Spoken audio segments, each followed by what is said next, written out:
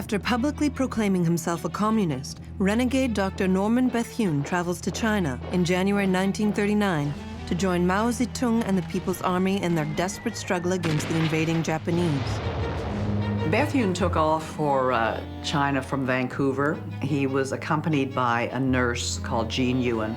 So it was basically Jean and Norman Bethune who trekked hundreds and hundreds of miles by foot, by the occasional railway, sometimes by donkey, to get to the caves at Yan'an, where Mao Zedong was based. The trek takes them nearly 2 months to complete. At 11 o'clock on the night of their arrival, they are summoned to meet Mao Zedong in his quarters.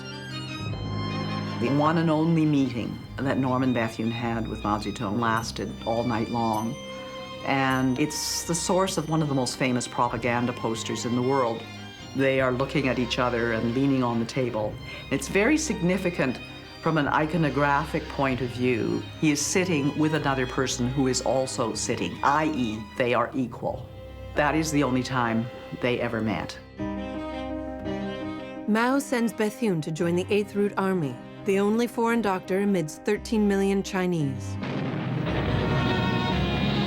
Yes, he was in an army, but it was a guerrilla army. I mean, there were Japanese sometimes, 1 kilometer away from him, or they were chasing them at one point.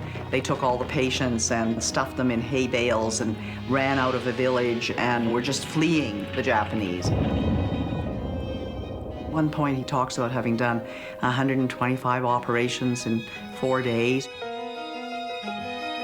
The work I'm trying to do is take peasant boys and young workers and make doctors out of them.